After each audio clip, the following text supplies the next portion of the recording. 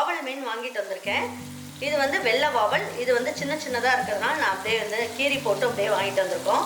இது 2 கிலோ அளவுக்கு இருக்குது. இப்போ இந்த மீனுக்கு நம்ம ஒரு மசாலா ரெடி பண்ணிக்கலாம். 2 கை அளவுக்கு சின்ன வெங்காயம் போட்டுக்குவோம். இதுலேயே 4 பல்லு பூண்டு கொஞ்சம் பெருசாக இருக்குது, இதையும் போட்டுக்கலாம். இதுலேயே ஒரு அரை தக்காளியை கட் பண்ணி எடுத்து வச்சுருக்கேன். புளிப்பு டேஸ்ட்டுக்கு நல்லாயிருக்கும் இது டேஸ்ட்டு. இதுலேயே என்ன பண்ணலாம், கொஞ்சம் சுருக்குன்னு இருக்கணும் அப்படிங்கிறதுக்காக ஒரு சிட்டிகை அளவுக்கு ரெட் சில்லி பவுடர் போட்டுக்குவோம். இப்போ இதுலேயே நம்ம என்ன பண்ணலாம், நம்ம வீட்டு குழம்பு மிளகாய்த்தூள் 2 ஸ்பூன் அளவுக்கு சேர்த்துக்கலாம்.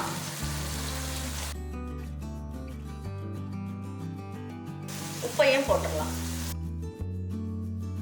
சரி, இதில் ஒரு அரை ஸ்பூன் அளவுக்கு மிளகு போட்டுக்கலாம், முழு மிளகு. ஒரு பிஞ்ச் அளவுக்கு ஜீரகம், ஒரு 1/4 ஸ்பூனோட கம்மியாக சோம்பு. இதை மட்டும் போட்டுட்டு கொஞ்சமாக தண்ணி ஊற்றிடலாம். இதுலேயே ஒரு எனக்கு கருவேப்பிள்ளையும் பிச்சு போட்டுக்கலாம். இந்த மாதிரி மட்டும் நீங்கள் மசாலா ரெடி பண்ணி நீங்கள் மீன் வறுத்து பாருங்கள், ரொம்ப ஜம்முன்னு சூப்பராக இருக்கும். வாங்க இதை நல்லா அரைச்சிட்டு வந்துடலாம்.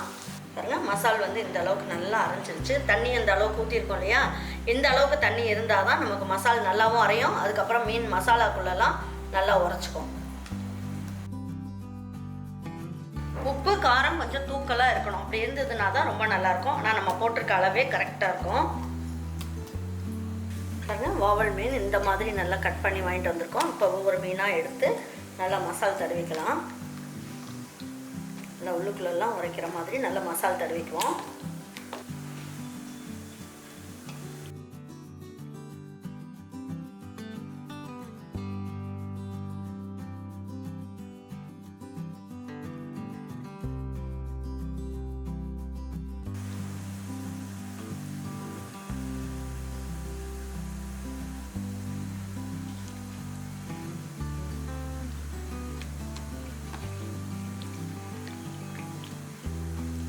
நல்லா உள்ளுக்குள்ளெல்லாம் மசாலா பிடிக்கிற அளவுக்கு நல்லா அப்ளை பண்ணிடுங்க. சரி, இப்போ வந்து இந்த வாவல் மீனை நம்ம நல்லா மசாலாலாம் தடவி வச்சாச்சு.